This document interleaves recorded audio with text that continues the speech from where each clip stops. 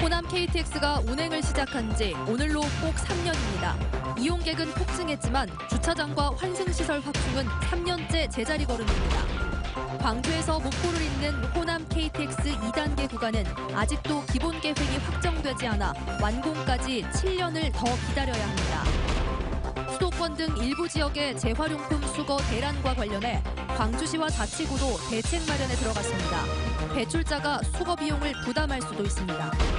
지난 2012년 화순탄광 주변 주민들이 농업용수가 고갈됐다며 제기한 손해배상 소송이 6년이 지나도록 끝나지 않아 주민들이 이중 피해를 호소하고 있습니다. 여러분 안녕하십니까?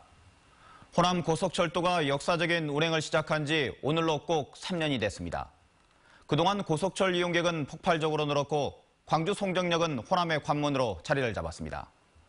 하지만 복합 환승센터 건립은 끝내 백지화됐고 주차난은 더욱 심해지고 있습니다. 호남 고속철 개통 3년을 되짚어보는 시간, 먼저 이계상 기자입니다. 광주에서 서울까지 주파하는 데 1시간 40분. 호남 고속철도 개통은 일상생활 풍속을 바꿀 정도로 혁명적이었습니다. 2015년 4월 완전 개통 이후 고속철 운행 편수와 이용객 현황을 보면 주말 기준으로 광주 서울을 오가는 고속철이 2배 넘게 늘었고 송정역 이용객은 완전 개통 전보다 4배 가까이 증가했습니다. 송정역을 이용하는 승객을 분석한 결과 30-40%는 외지인들이었던 것으로 나타났습니다. 광명역에서 이번에 새로 생겨서 오기도 좀 다른 타 지방에서 오기도 편해요. 서울에서 경기 쪽에서 올 때는. 이런 흐름을 타고 송정역은 광주 전남의 관문으로 거듭났지만 턱없이 부족한 주차시설은 여전히 문제입니다. 고질적인 주차 문제를 해결하기 위해서 송정역사에 복합 환승센터를 건립하라는 계획이 추진돼 왔지만 결국 물거품이 됐습니다. 광주시는 코레일과 협의해 주차장 자리에 4층 규모의 주차 빌딩을 세우고 철로 위 공간을 활용한 선상 역사를 지어 이용객들의 불편을 최소화하겠다는 계획입니다. 전남 시군으로 향하는 환승객들을 위해 시외버스 노선도 점차 확대해 가기로 했습니다. 수요가 지속적으로 늘어난다면 이용객들의 편의를 높이기 위해서 코레일과 협의를 통해서 노선이 확대될 수 있는 부분도 검토하겠습니다. 호남 고속철도 개통과 함께 홀대를 받게 된 광주역을 어떻게 활용할지도 여전히 숙제로 남아 있습니다. MBC 뉴스 이계상입니다. 개통 3년이 지났지만 호남 고속철도는 여전히 반쪽짜리에 머물러 있습니다. 무안공항을 경유해 목포에 이르는 2단계 노선이 완공되려면 앞으로 7년을 더 기다려야 합니다. 김양훈 기자입니다. 전직 대통령들은 대선 후보 시절 호남 고속철 조기 개통을 약속했었습니다. 빠른 시간 내에 한 5년 안에 다 했다.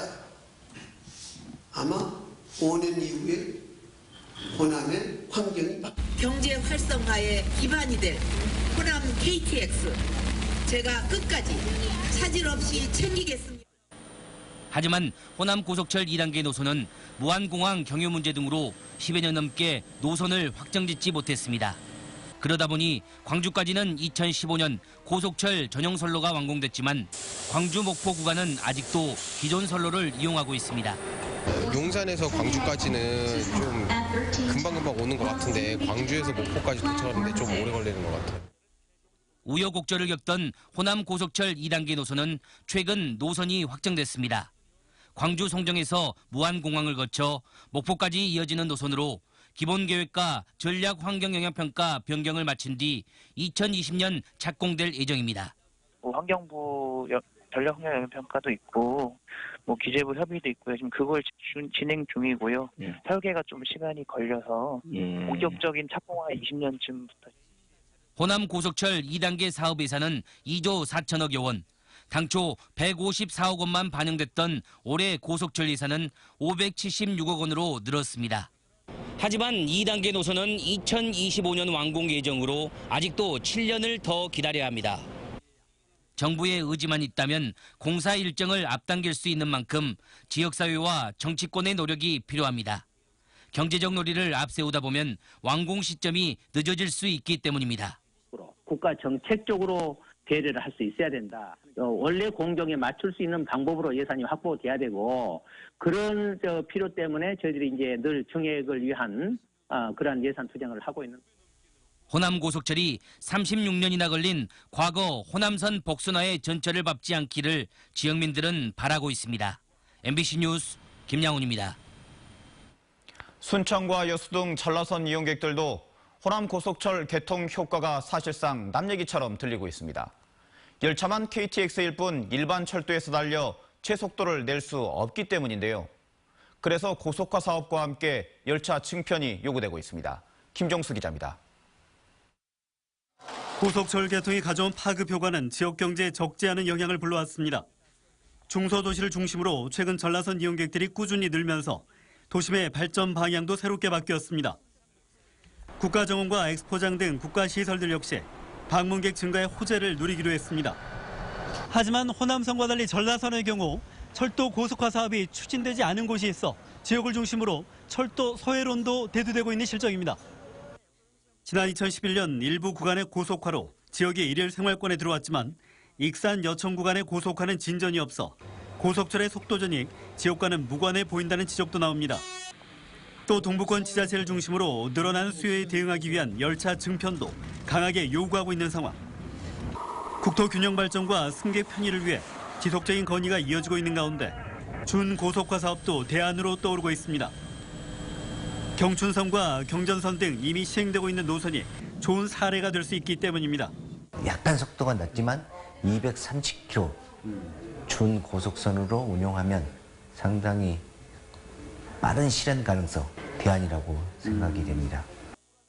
수서발 고속철인 SRT 노선의 추가 배정 요구 역시 지역의 교통망 확충에 도움이 될 것이란 기대가 여전합니다.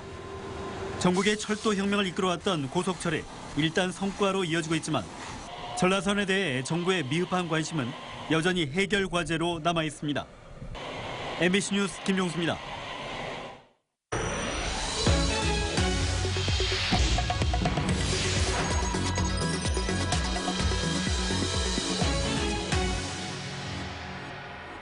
소송을 제기한 지 6년이나 지났지만 아직 1심 판결도 나오지 않은 소송이 있습니다. 지난 2012년 화순 탄광 때문에 농업용수가 고갈됐다며 마을 주민들이 석탄 공사를 상대로 제기한 소송인데요. 재판이 길어지면서 소송 비용은 눈덩이처럼 불어났고 주민들은 지쳐가고 있습니다. 보도에 송정근 기자입니다. 회색 작업복에 안전모를 쓴 사람들이 화순 탄광 궤도 안으로 들어서고 있습니다. 이들은 광부가 아닌 서울중앙지법의 판사들입니다. 서면을 낸다 하더라도 한계가 있다 보니까 직접 현장에 와서 그 당사자 모두의 이야기를 들어보는 것도. 지난 2012년 화순 탄광 인근 주민들은 탄광 개발로 농업용수가 고갈됐다며 석탄 공사를 상대로 손해배상 소송을 냈습니다.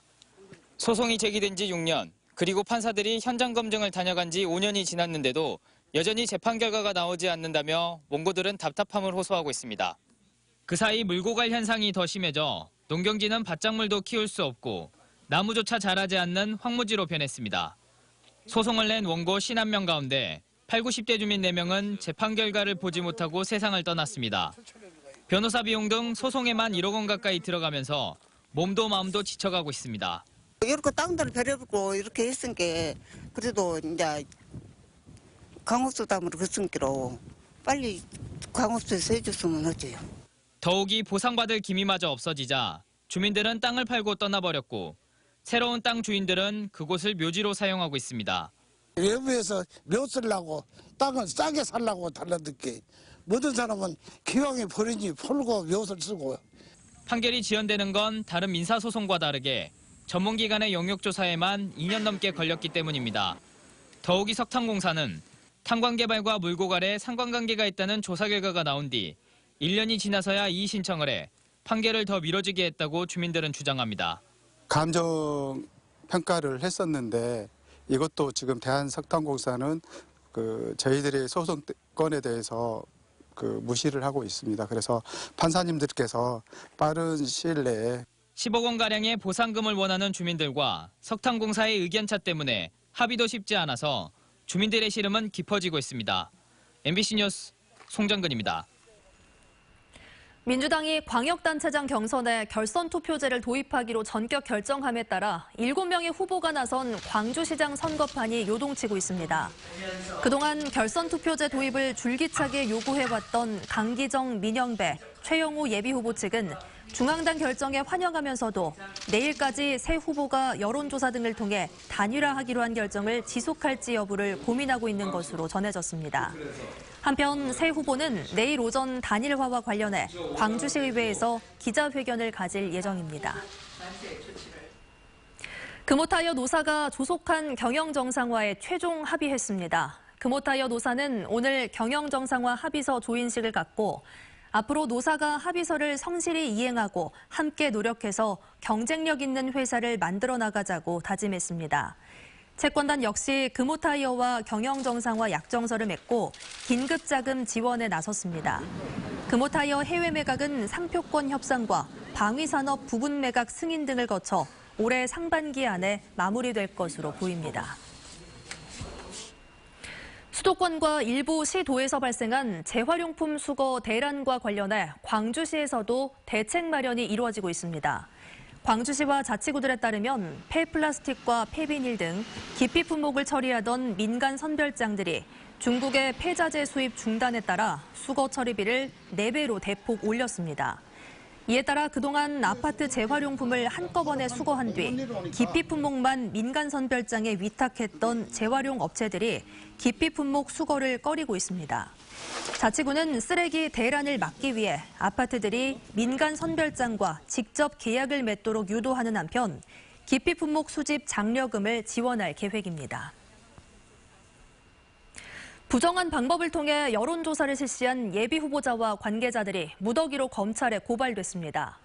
전남선거관리위원회는 올해 2월부터 한 달 동안 400여 대의 전화를 임시 개설해 일반 전화 등으로 착신 전환한 뒤 성별과 연령 등을 허위로 표시하고 중복 응답한 혐의로 기초단체장 예비후보자 A씨와 관계자 30여 명을 검찰에 고발했습니다.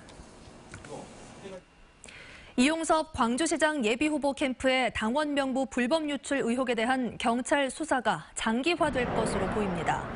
광주지방경찰청 지능범죄수사대는 당원 명부 불법 유출 사건과 관련해 이용섭 전 일자리위원회 부위원장의 비서와 더불어민주당 광주시당 전 조직국장을 석 달 동안 조사했지만 검찰로부터 보강수사하라는 지시를 받았다고 밝혔습니다.